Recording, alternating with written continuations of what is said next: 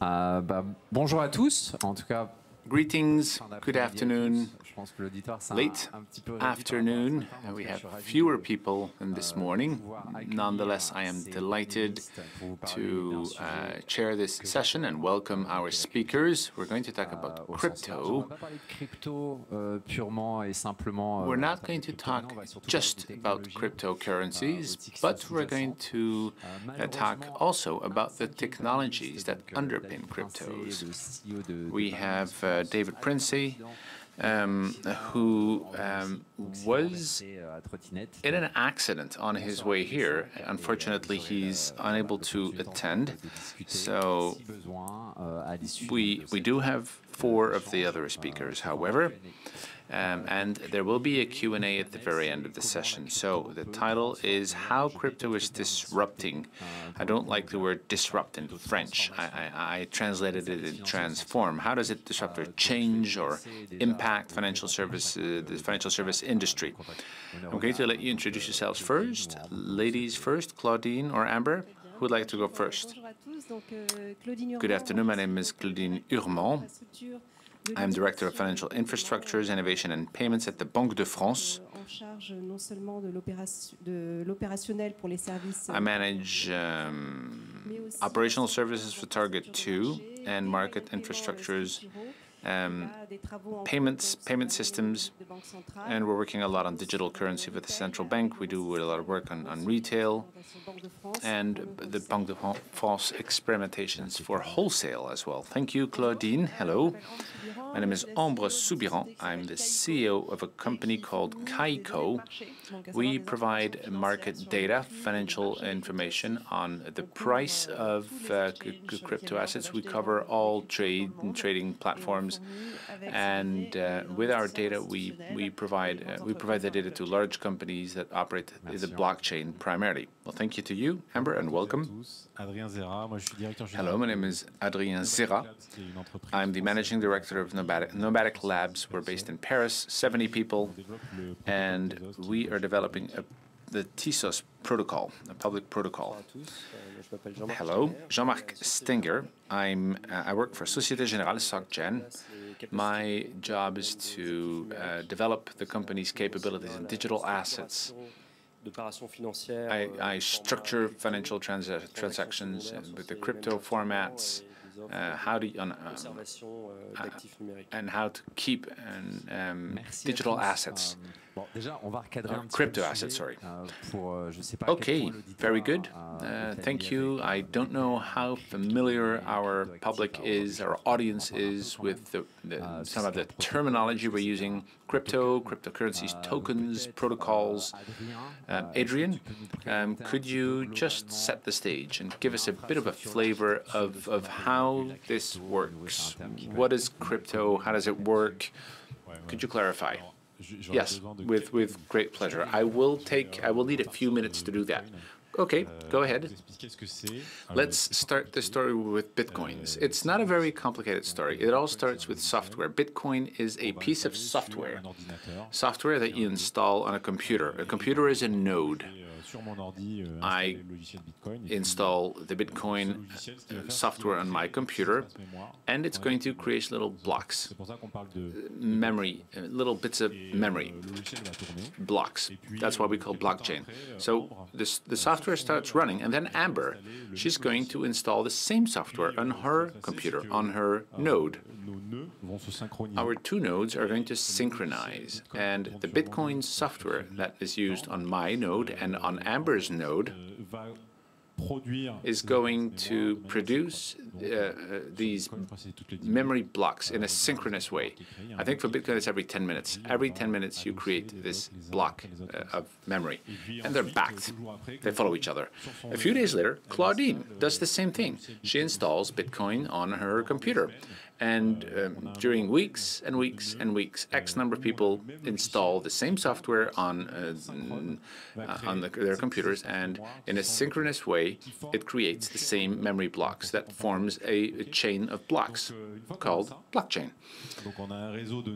Once you have this blockchain, you have software that keeps continuing to create memory blocks. Alongside, you have another important concept, which is a register. A register is a set of addresses, and on this you have cryptocurrencies, bitcoins. Jean-Marc owns 1 bitcoin. He sends his bitcoin to Claudine. That's 1 transaction. If in the future, if I have 10, I send 10 to Ambre. 1 transaction. Every single time you have a transaction, a very simple transaction, this transaction is stored in one of the blocks. Remember, they're on all nodes, on all computers. So that transaction is included in these little blocks on the entire blockchain, on all computers. So you may wonder, okay, if somebody decides to be dishonest, instead of sending me, how can I change the history of the transactions?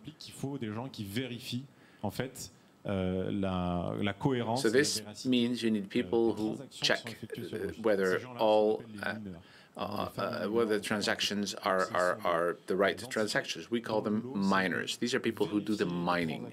Mining means you verify transactions that are taking place in blocks, and you make sure that everything is consistent and consistent with the previous memory blocks. So you may wonder, why do miners do that? They do that because they get paid for it. Every single time you create a new memory block, the same thing's true for TEISSIER. 6.25 bitcoins. A bitcoin is worth 19,000 euros these days. So 6.25 bitcoins is sent to the entity that does the mining. I'm almost done. Go. So miners. So you may say, well, wait a minute. Everybody wants, get mining fees, but you need to select your miners very carefully. We use the consensus algorithm to choose miners. The proof of work. You need proof of work. Proof of work is something that has been widely criticized, but it's a set of rules coming from the Bitcoin software. Remember, the software that is used on all the computers, on everyone's computer here. So it's a set of rules that allows the system to select a miner by getting him or her to resolve a very complex equation. And so that is how it works. And a lot of people want to create blocks, so we need to select people, and we use the consensus algorithm to select the people who will be doing the mining part. So, in summary, a blockchain is a set of nodes connected in a network.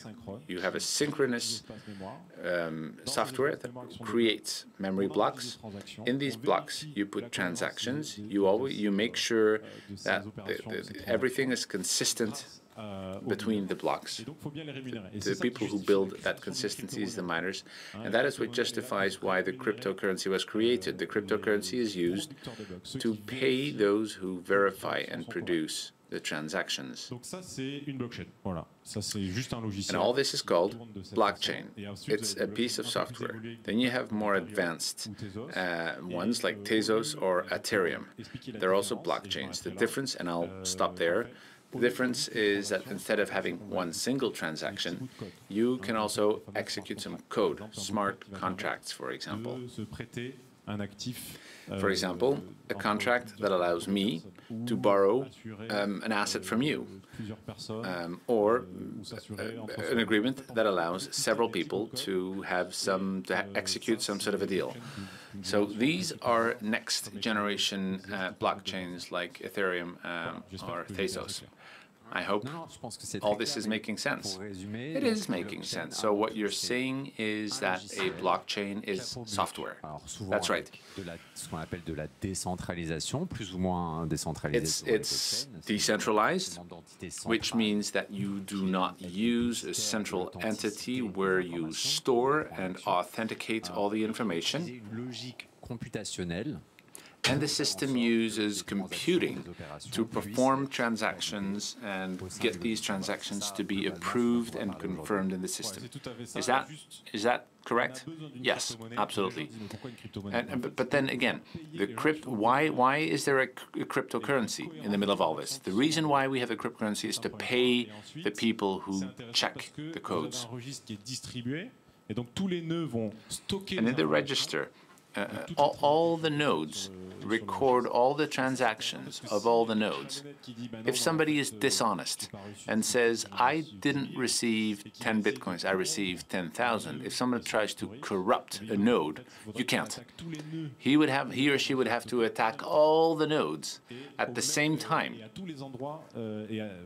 everywhere, and that is simply impossible. So you can't corrupt the register. I think crypto and blockchain is important. I come from the banking industry. A lot of people say cryptocurrencies I don't like, but blockchain I do love. It's the same thing. The currency, the cryptocurrency is the currency that is used to pay people on the blockchain. That's exactly it. That was very clear. So the two are intrinsically connected. So we talk a lot about cryptocurrencies.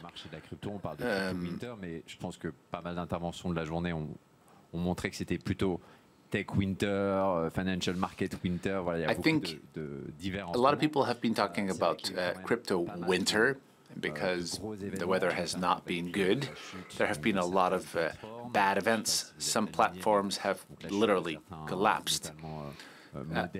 Some models, stablecoins, Terra Luna, collapsed, and this led to the fall of other protocols. A lot of money disappeared overnight. Today, the market cap, crypto market, is about $1 trillion US.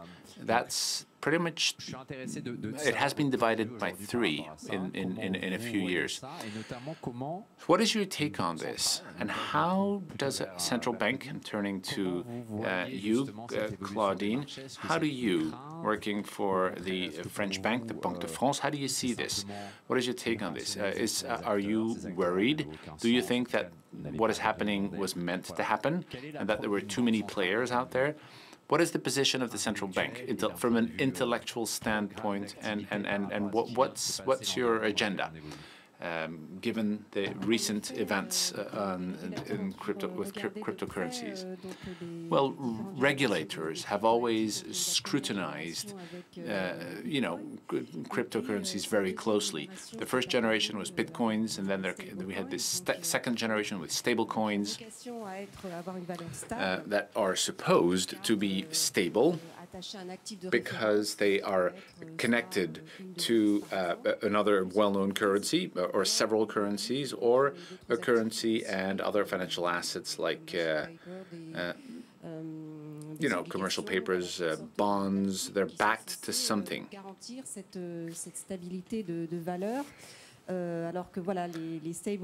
Stablecoins, algorithmic stablecoins, are not based on a reserve, and they work with an algorithm that is supposed to stabilize the asset. So with Terra and Luna, both stablecoins, they're algorithmic stablecoins, and they collapsed. And as they did, it generated a lot of fear.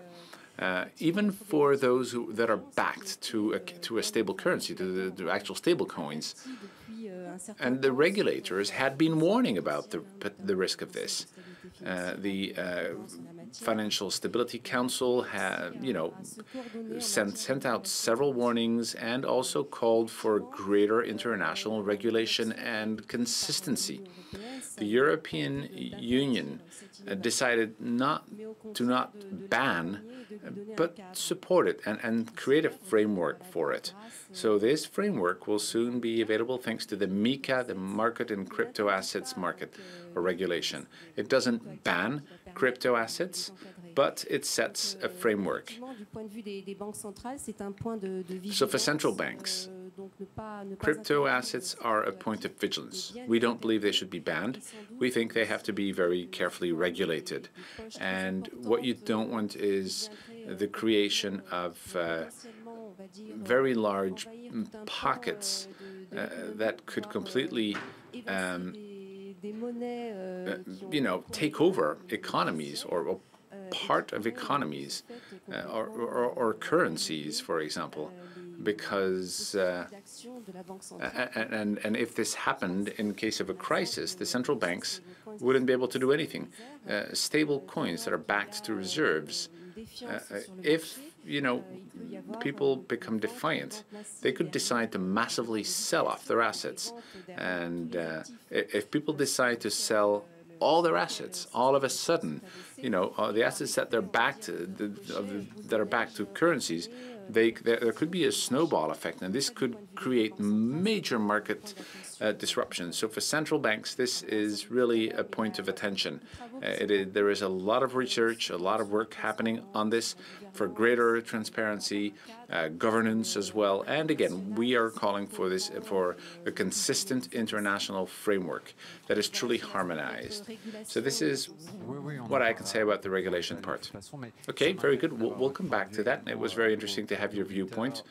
I'd like to hear you on the crypto winter. You guys are native. You're crypto native. You have long-term perspectives. I guess you still believe in this. How do you see things moving forward? Do you think there's going to be some streamlining? Do you think we needed a disaster like the one that happened? Was it inevitable? What do you think? Well, we're seeing the same thing on cryptocurrencies.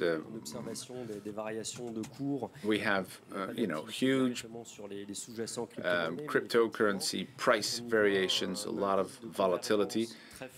But we think there is a lot of convergence between the cryptocurrency industry, which has lived in a way that is very disconnected from traditional finance, and we're seeing a lot of adoption. And the adoption has been very, very high, with massive volumes that were exchanged in currencies, in cryptocurrencies. So we needed to structure, streamline practices to avoid, extreme market events like the ones that occurred recently with Terra and Luna. So we at Société Générale think the traditional financial industry has a role to play with collaterals, where you see a lot of variation in supply and demand. That is something we do natively in finance for years and decades. It's really one of the foundations of what we do, as a matter of fact. We have technologies that are very proven, more so since the 2008 financial crisis. The traditional financial industry has a great deal to learn from the crypto industry, especially decentralized financing, for example, where you can optimize all kinds of procedures for your customers. But we also think that we have some good practices to bring to the cryptocurrency industry in order to better serve their customers. There are a lot of people, private individuals, retail people, who were, impacted by dropping prices. Some currencies simply disappeared overnight. So to ensure, better long-term perspectives, I think we need to, a number of things have to be done.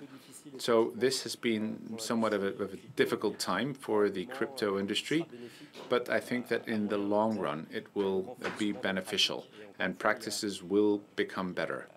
I think the traditional financial industry has really mobilized. I think that when you go through a crisis like this one, you can become stronger and move on. I can only agree.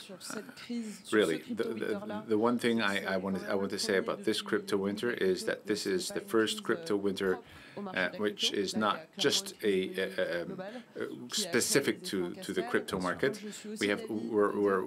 We're living a global crisis.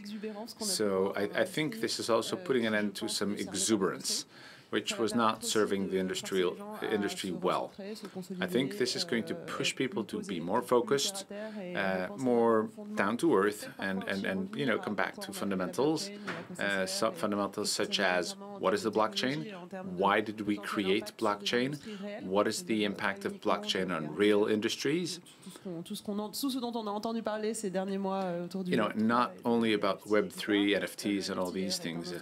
And NFTs are great, by the way. I think that any asset that you need to characterize could become an NFT. But I think there will be protocols, companies, and other blockchain applications that are going to be generated by this crypto winter. We're also looking at more and more disintermediation with fewer third parties when you execute a financial contract, for example. And because you have less intermediaries, things become cheaper, less friction, less cost. And it is interesting to see that the financial industry is also going through a crisis, not just the crypto industry. The financial industry is looking at the potential applications of blockchain to disintermediate their own operations, not in a negative way, but in terms of decentralizing, to also remove some points of friction. And they consider this technology also as a new infrastructure to execute financial contracts, for example. Société Générale, I think, has really been spearheading these efforts, and that is great. We, in banks, we don't really talk about crypto assets or cryptocurrencies. We consider that the blockchain can be used for many other things. What a bank does, could be a lot of the things banks do could be executed by blockchain. So blockchain could be an alternative to doing things differently. We have digitized the old way of doing things, but we've not really profoundly revisited things. Hopefully with blockchain we can do this. And hopefully blockchain is going to regulate itself, institutionalize itself, become less exuberant. And I hope that the traditional financial industry is going to take this as an opportunity to disintermediate some of their own operations as well. And at the end of the day, Bitcoin started in 2009 with Satoshi's white paper. The first blockchain cases were created 30 years ago, so that's not that much. The volatility is natural. I would like to come back to what you said earlier. There are two types of cryptos. There's wholesale crypto. This is crypto asset used by banks, and retail. Retail is cryptos that you could buy. You could create a wallet, start trading, buy or sell currencies or tokens. Wholesale. Your history with wholesale is quite recent. You have Forge, which is one of your subsidiaries. Why did you decide to go for blockchain, and why did you think this was the right thing to do at Société Générale? And how do you think this could disrupt financial services going forward? So the borderline will not so much be between wholesale, retail, rather technology, or more than technology. It's a business model, and it's a new approach in relational terms. The fundamental contribution of Bitcoin as a precursor is the implicit business model that embedded it. So it's not so much retail or wholesale. There are advantages for all customer segments. Being a regulated bank, it is simpler for us to, with innovative solutions, to start with a more sophisticated clientele that able to understand what is at stake and the risks. So it's a strategy, a go-to-market strategy that inspired us. But the way we see things, in simple terms, very simple terms, is to be aware that the internet revolution has probably enabled a whole lot of digital industries, facilitate exchanges of information, and in the financial world has led to a whole wave of fintechs. And the majority, huge majority of cases, in practically all the cases, has really dealt with the upper layer of the financial sector and that manages exchanges of payments, investments with a click.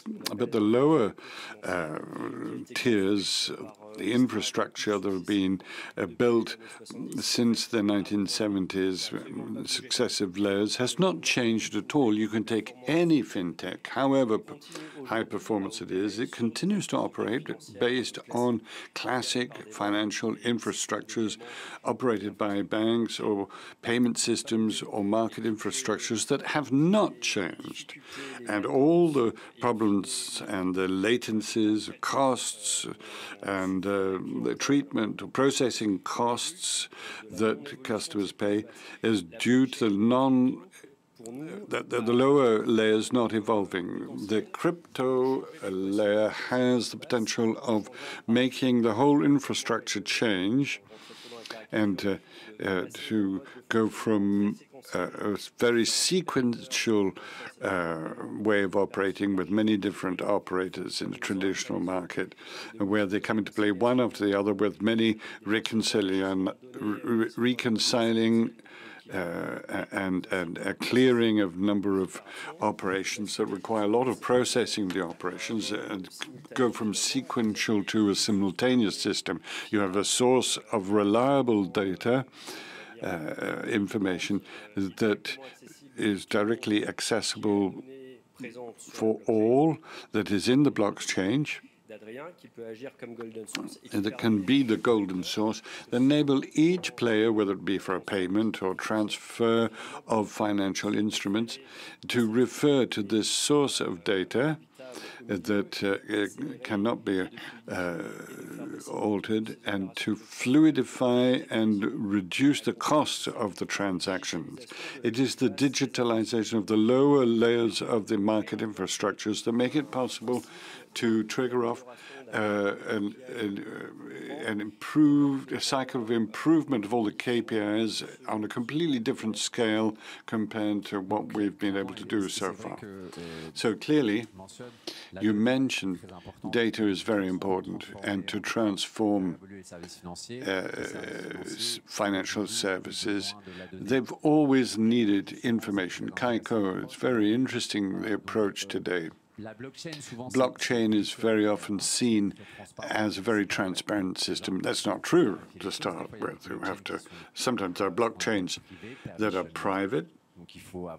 You have to have the permission to access them. There are public blockchains like Ethereum or Bitcoin. But for the investors, so that the investors can have access to this set of assets, they're going to need certain data. How do you see the blockchain playing a role? And what is Kaiko's position on this value chain? There are two answers. The first one is that crypto assets as a new class of assets can be invested in. I would say we have a lot of investors that have a very quantitative approach. They have investment strategies based on volatility and based on rates. So we sell the price of Bitcoin in dollars and compared to other assets. We sell this information. The trading information for people who are interested in this kind of asset, as if it were a new type of commodity or raw material. A second approach is to say, how does a data supplier interact with the blockchain and technology to collect data? There are decentralized exchanges, which are financial marketplaces that live on the blockchain. As a provider of data, we need to have blockchains work so as to read market data. So even if the blockchain is public, even if Ethereum is a public blockchain, the difference between being able to look in the blockchain and the capacity to be able to deliver financial data that is legible for investor, there's a lot of work. And we do this work of working on the nodes to be able to see the information in the blockchain in real time. Then there's work of processing the data of the blockchain to be able to contextualize this data and extract the data from the market. And with this data, we produce products. We can not only read in the blockchain, but write in the blockchain. We come to the second aspect, is how can the blockchain transform financial services? I believe in the fact that the blockchain will be an underlying infrastructure for a whole series of financial transactions. I heard talk about supply chain and trade finance, very interesting applications for blockchain. But if we talk about financial contracts, if banks decide to use the blockchain to execute code, so a financial contract can be coded. I'll give you a simple example. I'm going to have a contract which says, we draft a contract says we'll pay for the performance of an underlying asset based on the price of that asset. So we draft a contract. The execution of a contract we call a call on a blockchain. We write the contract, draw the contract, write it in the blockchain, and somebody, a third party of confidence, is going to provide data, going to enable the contract to be executed or carried out. And there are two things that are critical. There's the drafting of the smart contract, the code that we're going to put in the blockchain, and then the quality of the data that will be provided in this contract to execute it. So we are positioned as the bridge that makes it possible to link the world of traditional financial information and the world of the blockchain as an infrastructure, to be able to read in the blockchain and bring the data from the blockchain to the institutions, and to bring the data to the blockchain to be able to ensure the execution of contracts. So we provide a bridge between the two worlds. What is necessary to have the financial services evolve? Smart contract is something that we've used. It's not a contract, it's code. Just to simplify things, it's a code which provides that, according to certain elements, something's going to happen in the blockchain. It was written or developed in 1996. I think the term was not well chosen, in fact. It's a code. If you think of a contract, we, for example, bet that if it rains tomorrow, I say it's going to rain, you say it's not going to rain, and we're going to issue a bet. One Bitcoin each will be put in the contract so that this contract can pay the 2 Bitcoins to one or the other. The contract has to know whether it rained or not. The contract is code. It cannot find this information on its own. So there's a data supplier that's going to say to the contract, it rained or it didn't rain, and then the contract can be carried out. So it's essential to generate this code in the blockchain to be able to execute the contract.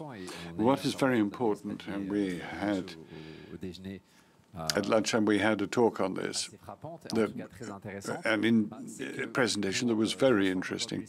To transform financial services today, we have to take into account societal issues, environmental issues, and ethical issues. We often criticize crypto assets. We say that Bitcoin consumes a huge amount of energy, and it's true. Mining is the source of consumption of energy through computing.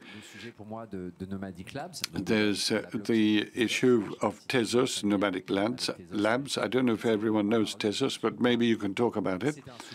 It is something that one has to address when talking about crypto assets. What is your approach? What is your long-term outlook regarding this technology? Our approach is to remain very humble.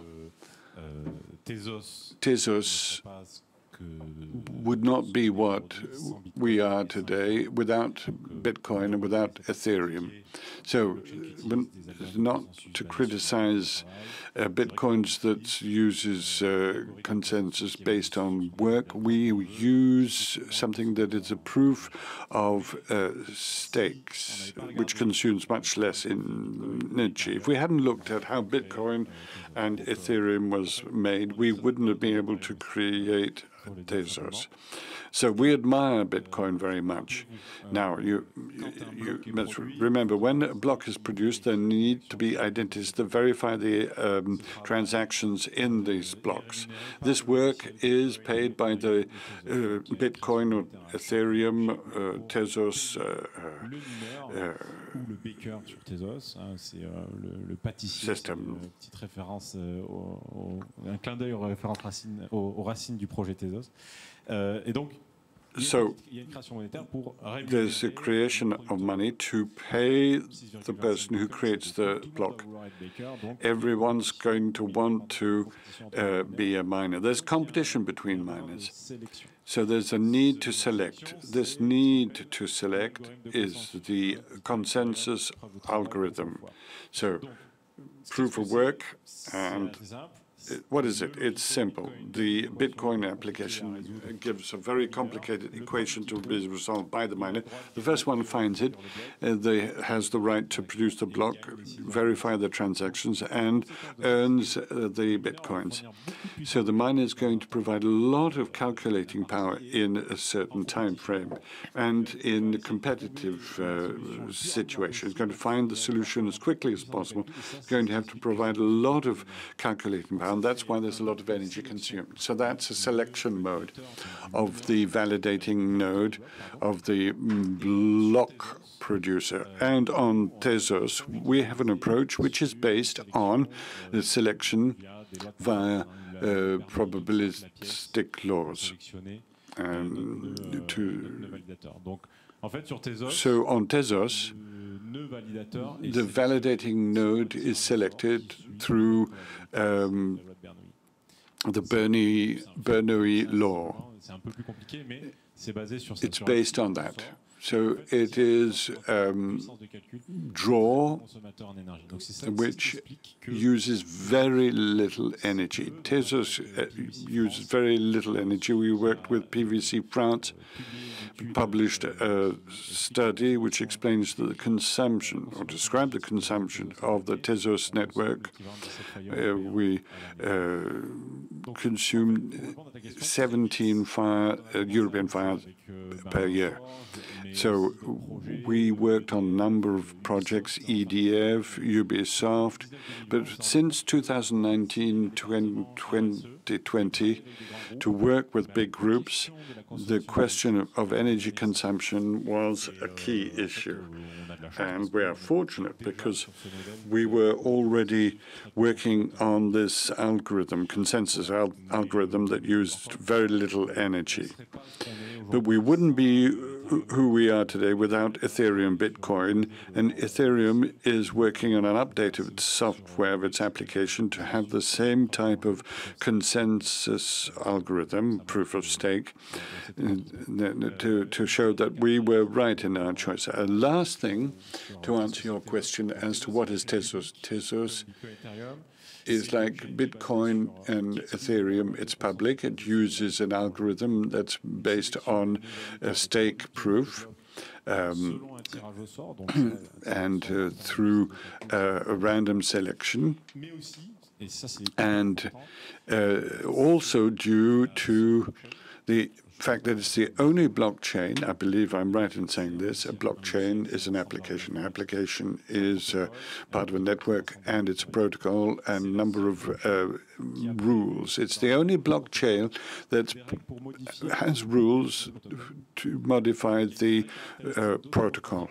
There's a self-modification with an application that is decentralized, and it has its self-modification that enables updates. And this is very important. In future, more and more people realize the need to be able to update an application, a blockchain application.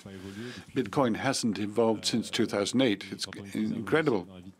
When you use an application, Word or Excel, there are always updates. Blockchain applications are the same, and Tezos can do this. It's a very important characteristic. We have an updating mechanism. Who decides the updating? Well, we also have a governance mechanism. The people who have the Tez token that can be used to vote for the updates, also is used for remunerating the validators to have this consensus algorithm. Very interesting, and I invite everyone to look at Tezos. It's a company that's in France. It's all part of the role of this event is to put on the forefront this aspect. And we're very proud to have this blockchain here. An important topic, societal issue, is the financial inclusion, because we talk about transformation of financial services. We have to bear in mind that 1,500,000 people who do not have access to banking services, or we're not talking about life insurance, they just don't even have a bank account, and who very often only have the solution of cryptocurrency, crypto asset. I gave the example at lunchtime to somebody buying a work of art in market in Nigeria is not possible with a bank card. You can't use cash. Inflation is crazy. But they do accept USDC, stable coin of Circle, company called Circle, USDT, stable coin of a company called TEISSIER. So how do you see the blockchain today when it comes to the issue of banking, financial inclusion? Well, one thing that's really important, there's mobile money that's been in existence for some time. There are all these remittance systems. The fact of transferring money with Western Union, they have agencies everywhere. Blockchain contributes something. It's not so much access to this payment infrastructure. We're not talking about bank accounts, we're talking about payments. Access exists, but it's very costly, whereas the blockchain makes it possible to do the same thing much, much cheaper. And I think that's where there's something that can be done in the area of banking inclusion. When you want to use your tokens to buy something on a market anyway, you're not going to have to pay 7% in fees or in banking costs. We talk a lot about banking inclusion and having means of payment. There are solutions, but they're very costly solutions. And this will be something much less costly. And the value of this token, whether it be a stable asset, would be much less volatile often than local currencies of the countries concerned. I agree with what you've just said. Now, maybe we can talk about the Banque de France issue. We had the governor who was very committed, very astounded by the Banque de France's decision to be a player for digital currencies emitted by central banks. We also had a number of announcements this morning of the extension of a number of these projects. So, Claudine, maybe you could give us more details concerning what the Banque de France is doing in regards to these central bank digital currencies. What are the next stages? How do you see European coordination? There was Christine Lagarde who made an announcement recently, said crypto assets are worth nothing. And I know that at the same time there's been a lot of work Europe-wide on the creation of a European stablecoin.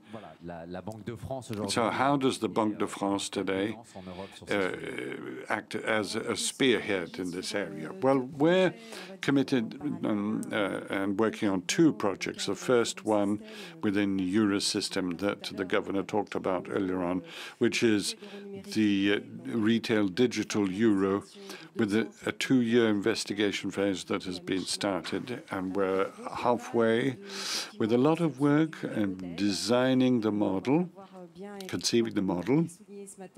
As he insisted this morning, the importance of the role of the intermediaries, the commercial banks and the payment services, and to measure all the impacts in terms of financial stability. There are many parameters that need to be appraised, and it's at the end of 2 years the governors will decide to launch this digital retail euro.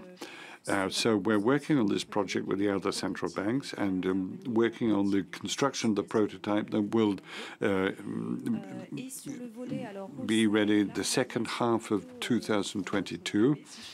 Now, this is our baby at the Banque de France because we have decided, we were convinced, as from the outset of the importance, and Eurosystem has insisted on euro retail. The Banque de France, we believe that there was some really interesting case uses for interbank transactions, for the payment of tokened assets, and for border reasons that we talked about. So we're really convinced that we had to explore these new technologies. We shouldn't be afraid of them. We have to, therefore, look at them. As a central bank, we operators of a centralized infrastructure with all the platforms of server target to data securities for instantaneous payments. We were at the origin of these innovations, and yet the Banque de France decided that it would be important to look at these new technologies and to bring in partners from the private sector that are innovative players. And we explored several types of blockchains. We looked at the different companies. There have been a number of evolutions. We've seen progress that's been made in consumption of energy and in terms of performance, because these are aspects that we're going to look at. And we started this pilot programs with 9 different experiments that we're going to pursue to achieve 2 priorities: how to follow this and support this tokenization of finance, see how we can have central bank tender to be able to pay for these assets and not just private stablecoins, because currently on financial markets everything is paid in central bank tender. This is obligatory. So we have a new regime, which is the pilot regime, which make it possible to explore that's a European regulation, to explore assets in distributed registered technologies. And there's important issue at stake to have a central bank digital tender, and we're preparing for this with new experiments. And in a second project is to explore potential to improve trans-border regulations, trans-border payments, how to improve these trans-border payments that are very costly at the moment. And this is important for populations that have cost issues.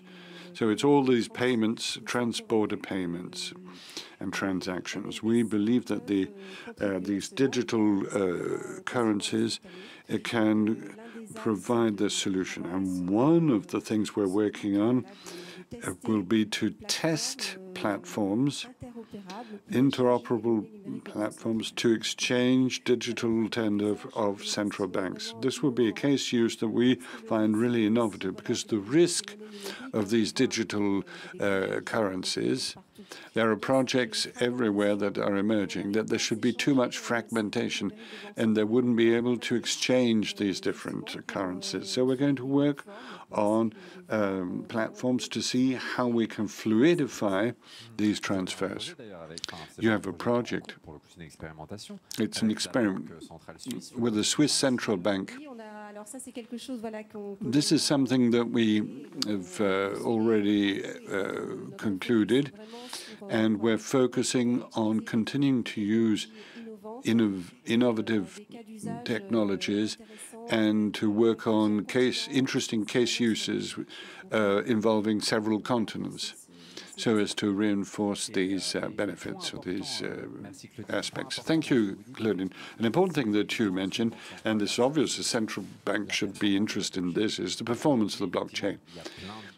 There are different blockchains, different protocols. We mentioned, of course, Tezos, Ethereum, Bitcoin. There are others. Well, let's be honest. To really transform financial services, scalability is not yet a reality. We'd have to, there are 24,000 transactions today on Visa, there are many more transactions. So some protocols say we do 10,000 per second. Now, in fact, there is a problem of scalability, which is very costly for certain blockchains. Ethereum is one of the blockchains that's the most expensive to use because of the fees, commission for transactions. How do you see this from the Société Générale? Because we're not talking about small issues, we're talking about something that is quite considerable.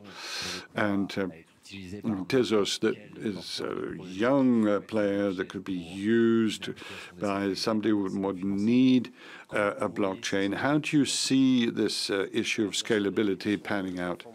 Now, the question of performance and scalability is very important.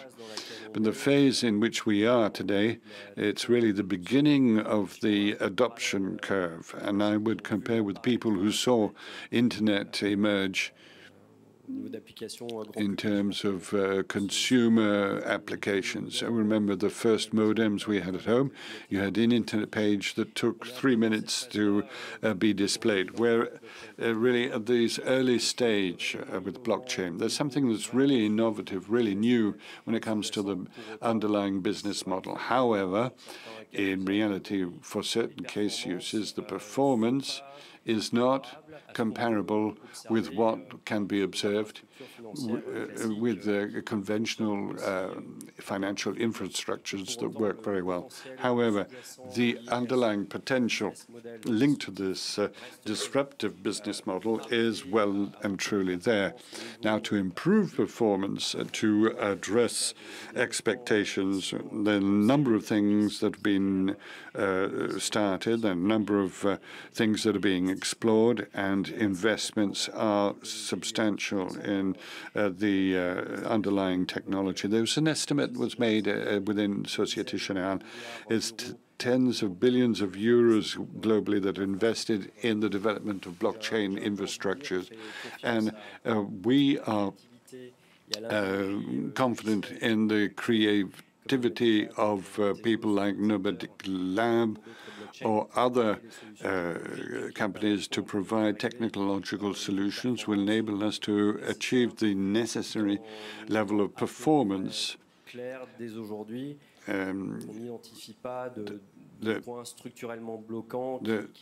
There shouldn't be any major structural, as long as there aren't any major structural problems that present obstacles, and to ensure that everything will be ready when people are ready to adopt this. Very often there's a decision. Maybe, Alain, you could give your point of view. There is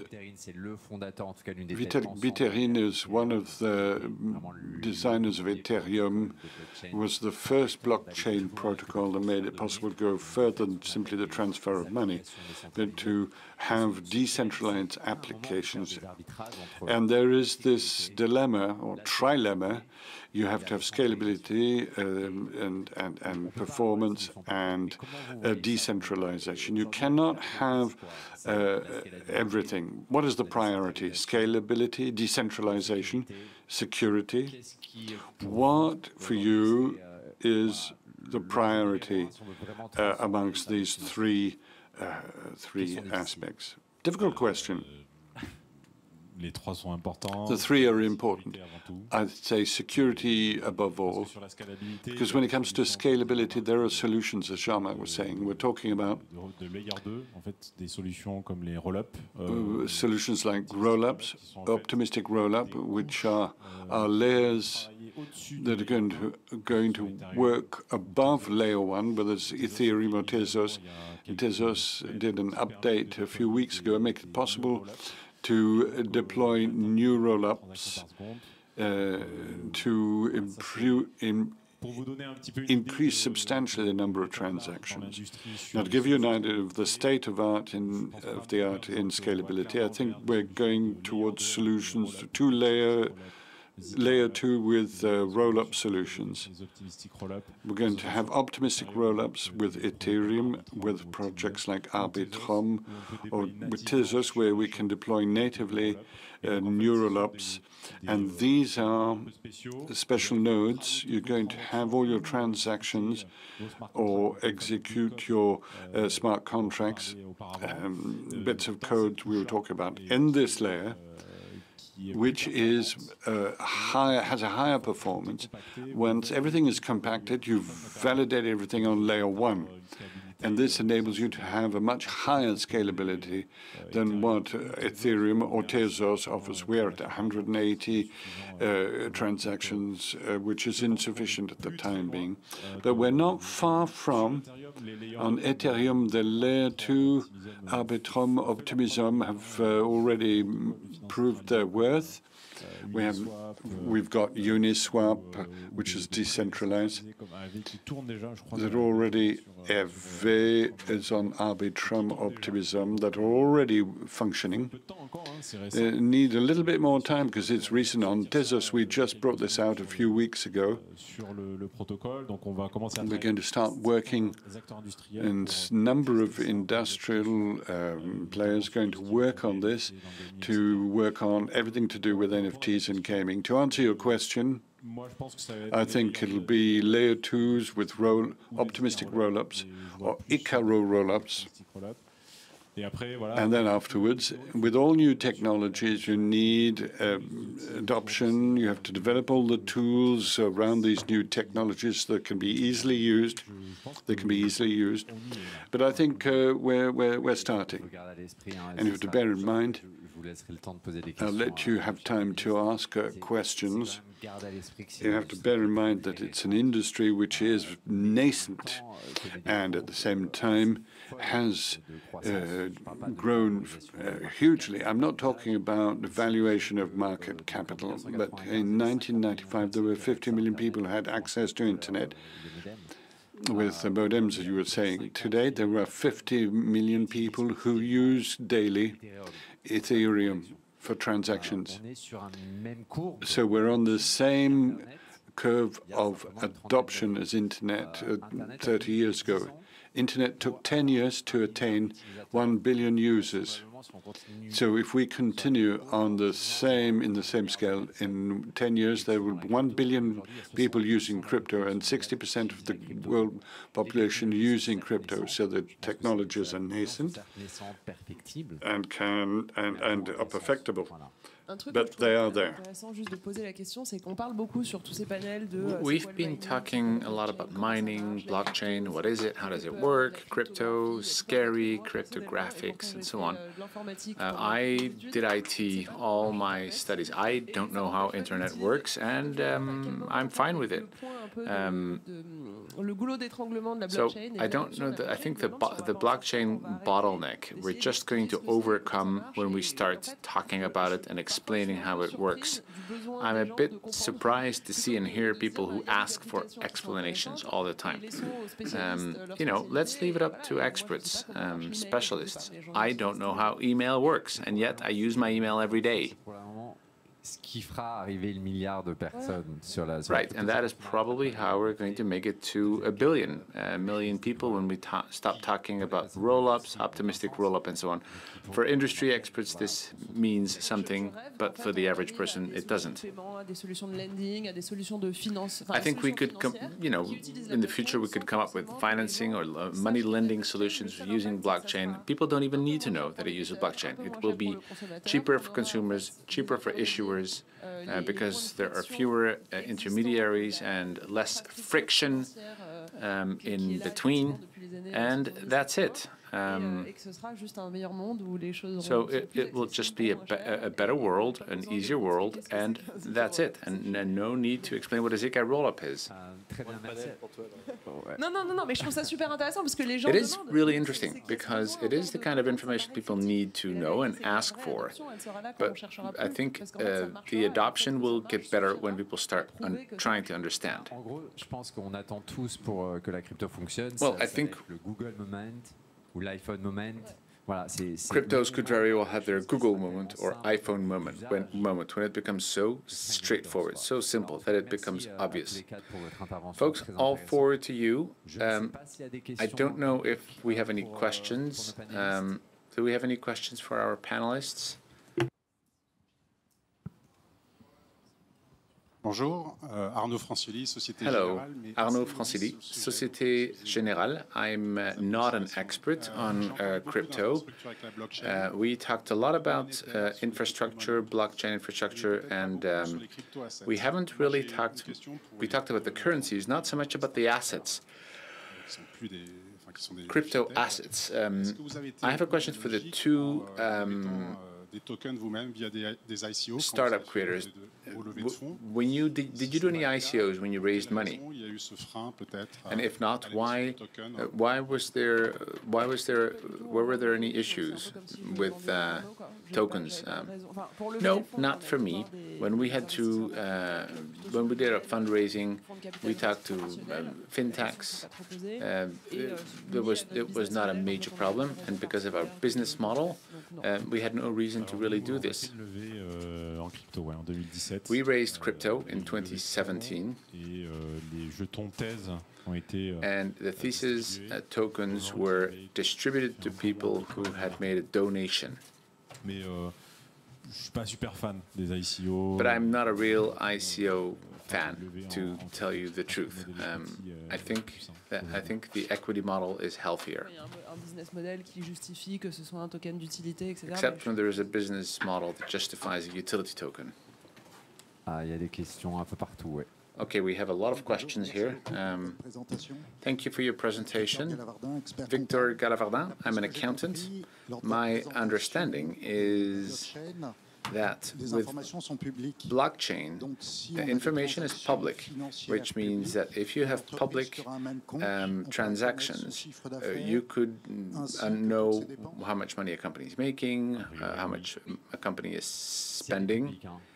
Yes, if it is public. If it's permitted, it's a private. It depends whether it's a private or blockchain or not. But normally the answer is yes. Okay.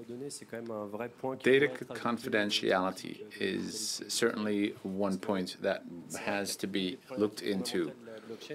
One of the big problems of blockchain is transparency on one hand, but at the same time preserve confidentiality on the other hand. When we issue token format instruments for the issuer of the instrument or for investors, having a portfolio, that is really open book can be a problem.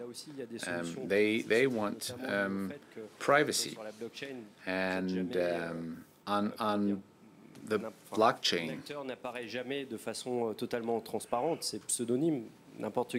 you're never completely transparent. You can always be identified either through a number, a key, which can, be a new one every single time you connect. But yet, you're still identified, and I think that this may be one of the hurdles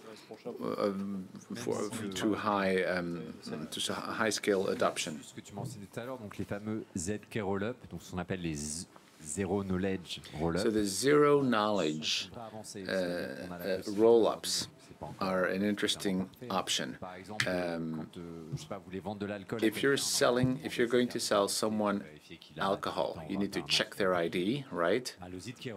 With the ZK roll-up, you don't have to ask for an ID. And with information that is not visible by users, you can identify someone's age. Solutions do exist. Any other questions? Oui, pardon, je me lève, oui. Bonjour, Guylaine Yerceau. Je travaille Hi, Guylaine Yerceau. participe à des débats notamment sur la plateforme RSE. Et on I have been working on CSR, including digital responsibility. me permet de dire qu'il est normal que les gens se questionnent et j'espère qu'ils I vont se think questionner. the fact that people have a lot of questions about crypto assets is normal. I've worked in the industrial world, and I think it is important for people to challenge and question. I think people don't ask enough questions. Moi, je vous avais pas peu abordé la question sociale. On a un peu abordé la You question. haven't talked much about social considerations, except for when you talked about minors.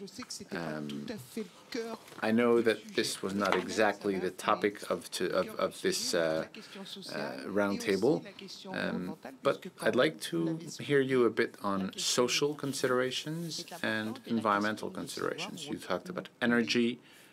Les data centers. I think it is important to know where data centers are based. I think it is important to have information also on security. Lots of questions. I'm sorry. C'est pour moi? Je pense c'est pour toi, okay. Hadrien, ouais. I guess it is for me. So on social questions, On s'en sort pas trop mal sur not too bad. TEISSIER is not doing too bad. We don't consume very much. We have a consensus algorithm which is based on which is using a specific technology. On social questions or considerations, we consider ourselves as a technology provider. I guess it'll be interesting to see how people use it. But we are seeing interesting things. We're seeing that people are really owning the blockchain technology. On TEISSIER, this is very interesting. We have a lot of artists, for example, scientists also, and a lot of fans who really picked up on blockchain technology like TEISSIER and others, and they decided to create marketplaces to sell digital art, for example, make transactions smoother, eliminate third parties, and what's very exciting, if there's one thing you need to remember about NFTs, artists can create a digital piece of art, they then place it on an NFT marketplace, and with smart contracts, they can, if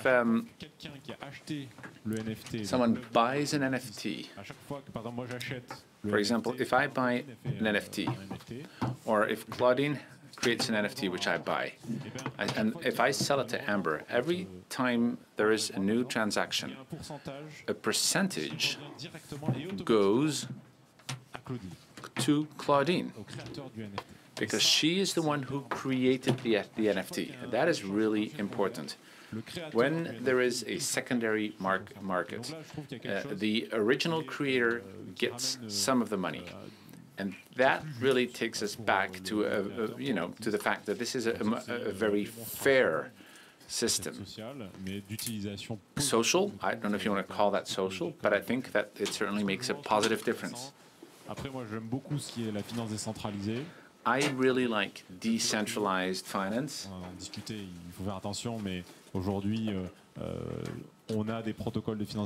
We have decentralized finance protocols that can be used to borrow or lend money. You no longer need to be a regulated organization to borrow or lend. I can actually lend crypto assets.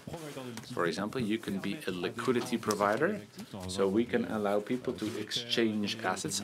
If I have USDC and Ethereum, I could, allow people to swap these assets. So I'm also a liquidity provider. It's a little provocative, but I don't need to be Euronext anymore. This exists, it's out there, it's very disruptive, and when there is a swap, I take a small fee, a small commission. We could also sell decentralized insurance and all kinds of other things. Il faut éviter, mais bon, après, c'est un autre débat. Voilà. Ouais. On va devoir s'arrêter là. Okay, guys, we're going to have to leave it here. If you have additional questions for our panel speakers, they will be available, I think, for some of them. I think Ambre has to leave as well. Again, thank you very much to all four of you, and have a wonderful evening. Merci beaucoup. On va poursuivre, en fait. Merci. On va poursuivre notre discussion avec Pierre Persson.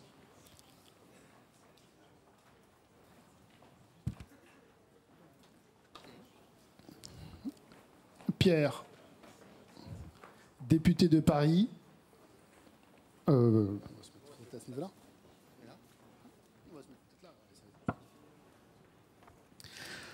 Voilà, en fait, on va commencer notre discussion avec Pierre Persson, en fait, que je te laisserai te présenter. Pierre Persson était député de Paris. Et il est un député, en fait, qui est intervenu à plusieurs reprises sur le sujet crypto. Il a été l'auteur, réalisateur, contributeur à 2 rapports sur les cryptos en tant que député, 2 rapports de l'Assemblée nationale. Il est intervenu sur de nombreux amendements. Et également auditionner une dizaine, des centaines d'acteurs de la crypto. Moving on to the very final and closing part, we have Pierre Persson. Si vous, cher Pierre, si tu veux, en fait, on va suivre le conseil de SOUBIRAN qui nous conseillait, en fait, on va pas parler de technologie, on va pas SOUBIRAN's, Ambre SOUBIRAN's earlier suggestion. She said, let's talk about solutions. What are going to be the benefits? So just to echo what was said in the roundtable, in the roundtable several things were covered. We talked about blockchain technology. We talked about solutions. We talked about infrastructure. We even talked about integrating them in traditional systems. D'inclusion financière. Il a été question de we talked about financial inclusion, central banks, scalability, on a toujours rappelé en réalité atteindre la masse critique pour avoir which means reaching critical mass, critical size. And that's exactly what I was going to ask you about. How are these solutions going to benefit to the market? Ces solutions, le législateur est central. To Je voudrais en fait la première question create these solutions. vous poser la question comment le législateur. Let me ask you this question: how do lawmakers consider crypto assets or currencies, and have things changed? Well, hello. First of all, good evening, and thank you for having me. When we talk about blockchain or cryptocurrencies, I think it is important to look at use cases. Otherwise, everybody gets confused. When internet appeared in 1995 or 1994, with email, we knew that we were able to send push information through a pipe, right? 15 years later, we started to talk about Uber, okay? With technology, we don't know what could be the future use cases of blockchain, but we know what industries are going to be impacted, what sectors are going to be impacted, and what the implications are. Since I started to work on blockchain in 2013, I've really seen major changes. In 2017, 2018, I wrote a report with Eric Wirth. I tried to convince my colleagues back then that this was really important. And a lot of people looked at me like I was a geek. And people said, this guy with his crypto, whatever, speculation. And then things started to change. Things started to change because citizens showed an interest in crypto. They realized that crypto was something very political. You could say whatever you want, but it's a very political topic because it raises the question of sovereignty, decision making, holding, detaining money. My colleagues in 2017 were not the same ones I'm seeing now in 2022. I don't know what we will have in the future, but I hope that we will have a real, multi-partisan partisanship system. And I hope that some who want to, some will use my report. Quels sont les principaux enseignements, conclusions de ce rapport? So what are the main lessons? What did you learn from the report? That innovation goes very fast. And that is, it's very normal. Lawmakers are always a bit behind. Lawmakers are trying to, are there to sort of fix, apply patches. Innovation's going faster, faster, and faster. And it becomes increasingly difficult to keep up with the pace of innovation. Politicians need to give a vision. They need to see or imagine where the world could be 10 years, 20, 30 years from now, and be proactive. And it is important to, use the right terms, the right terminology, payments, for example, investments, securities, but there is more. I think that it also raises the question of new services that are going to emerge in the future. Banks are going to be increasingly autonomous. You'll be able to lend money without having a third party. As Ambre was saying earlier, you can have intermediaries who will inject truth into automatic contracts. So a new world is ahead of us. And the real question is, where will Europe be 10 years from now? Will we really have that sovereignty? We have been very good in terms of financial engineering. We've had great banks for years. Can we keep them?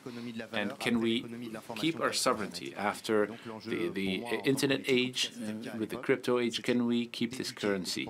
And one of the objectives of this report was to educate people, educate you, citizens, and lawmakers. So you talked about new players who are emerging, and we talked a lot about decentralization. The first thought that comes to mind when I think of this, when I think about European finances, don't you think one risk is fragmentation, as in ending up with a market that is even more fragmented?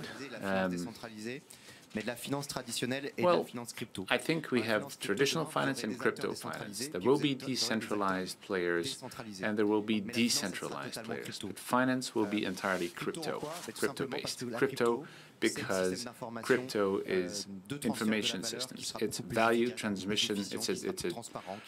It offers greater transparency. It will be and more fairness as well. So all third-party companies, even those who centralize transactions, will use crypto technology. It's like the world before Internet and after Internet. Well, today you have the world before crypto and the world after crypto. Monetary transactions, financial transactions will be done using crypto. So traditional finance will have to follow along or they will disappear. So the real question is, can decentralized and centralized organizations live side by side? A lot of these transactions are automated. The question is, do we have the same security, justice and fairness as on traditional finance today? We know the regulations are increasingly stringent for traditional financial organizations. Eventually, the two worlds could very well merge, but traditional finance needs to understand what is at stake. Crypto needs to become a bit more, needs to professionalize, institutionalize, and eventually the two worlds could very well merge. I don't think they are incompatible.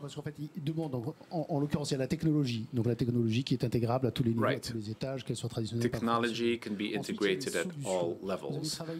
You worked on different solutions that could emerge in the field of finance. What are some of the big trends there? Have you done some? Have you? What are the kind of conversations you've had with traditional players and crypto companies? Well, we find it difficult to see a new regulation model. Regulations were always done, for banks in a very centralized way. Today, we're facing a community of developers that wants to be very decentralized. They are very remote. You could have one guy working in the US, one in Venezuela, and another one in Europe. And once they've created their protocol, they decide to throw the key away, knowing that this protocol can survive and nobody can switch it off. It will stay alive, and you can create intermediaries, financial intermediaries, banking intermediaries, swap assets that are fully decentralized. And this is, regulators, lawmakers are at a loss. They always had to make laws for people people that were physically present. Today, they are facing an army of developers that are sometimes very complex products that can sometimes cause people to, go bankrupt. So, in the next weeks, months, and years, the big challenges for Banque de France, the French financial market authority, is to reinvent a new model, a model that will ensure the same level of protection to consumers. I don't know if in the future there will be a decentralized bank in Europe, if it will be a decentralized issuer or not. Je ne sais pas quel sera véritablement le produit qu'elle disposera. I don't know what the products will be. All I know is that I want to make sure that we have a system that is as fair as before, that provides as much transparency, or more transparency, and simpler, and again, more fair for everyone. Okay, I suggest we take a few questions from our audience, unless there are no questions. If there are no questions, that's fine too.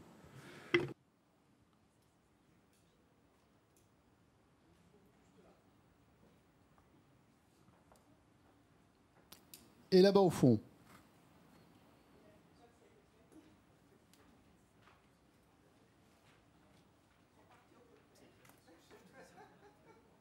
Faire comme ça, ou alors, vous savez quoi? Allez, je vous donne le micro.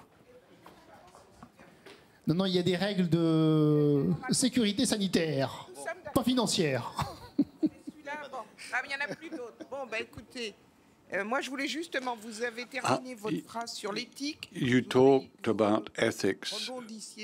I would like you to comment on that, because it's going to be an issue at European level, but also within the OECD, when it comes to ethics and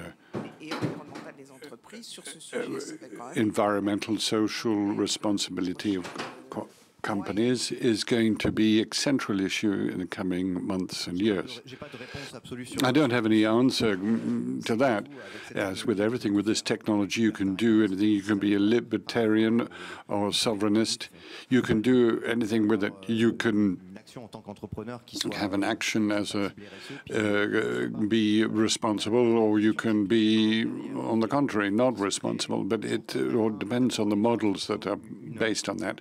But I would talk one case use of this technology, which is called the DAO, Decentralized Autonomous Organizations, which aren't legal entities, but they're decentralized entities which are governed in a horizontal manner. The complexity of this model is how can we structure, organize businesses that are efficient and scalable with this type of entity, but will give the responsibility to their members. The responsibility will be shared by a community of people, and you can envisage new corporate models. But this technology will not be intrinsically socially responsible, environmentally responsible. I wanted to thank you and congratulate you for your contribution to the developments that have been done so far.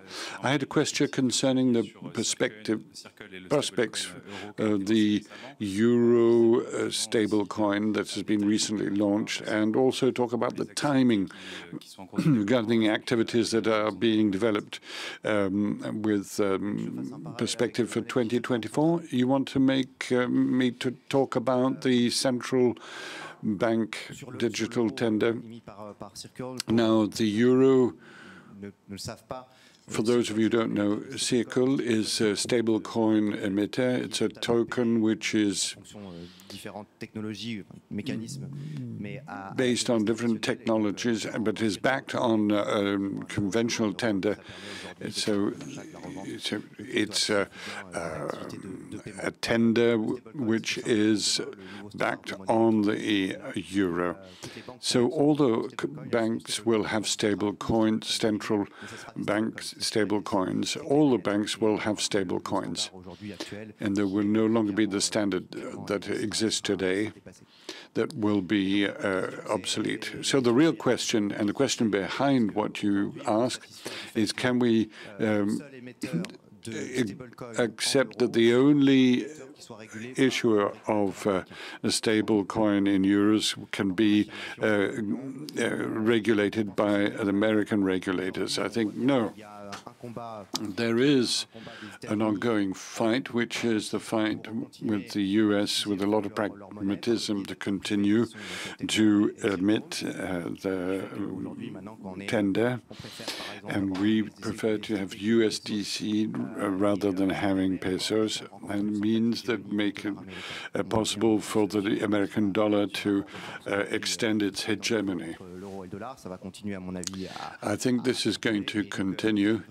So there is a strategy today on the part of the American regulator in this area. The Chinese have centralized everything. They said no more crypto, it's too decentralized. We want to supervise our citizens. And we are going to issue a digital renminbi. In 2020, they were experimenting. Now they're applying it in the big towns in the country. You can pay with the digital renminbi, and the idea is to continue to control the population. They had control of information, and they have control on financial flows of digital tender. And what about Europe? Europe is the position of Europe is nowhere. In fact, they've said there's the need for a digital euro, but the real question is we haven't decided what this digital euro would be. And I didn't learn anything more from the panel discussion earlier on, because it's a political issue. It has to be decided politically. Is it wholesale euro or retail euro? Will it be the central bank or commercial bank that will commercial banks would involved? So it won't be the central bank that will manage this. It would certainly resemble the digital euro, which is today in Japan, which is a digital euro that doesn't come out of the commercial infrastructure. Normally, digital euro would be issued by the central bank. So we can clearly see when it comes to traceability, is it anonymous or pseudonyms? These are political issues that haven't been decided, that have to be discussed. Otherwise, we could find ourselves in a situation we often talk about. Why is something a currency and why is something else not legal tender? It is the belief that you have in it. Are you going to accept it as a payment? And also that it can be a refuge or shelter for value. It has to be a tool that has to be recognized. For example, there has to also be protection of individual property. And so if we don't deal with all of these issues, this digital tender would not be adopted. Whether it's a private issuer or that's not the issue. The issue is the monetary war that is being carried out between US and Asia, and we are between the two without a clear-cut policy when it comes to monetary policy. And I regret this. So I would say we need private stable coins. We need a euro stable coin that's systemic, that's regulated by the European regulator, and that the European regulator has to design models that will make it possible to have this type of system up and running. And I'm not so certain that it is the case today. We'd like to thank Pierre Perceau. We can continue the discussion, if you wish, later on. I suggest we all join upstairs for the other participants for the last panel discussion. And afterwards, we have a cocktail. Thank you very much. Have a pleasant evening.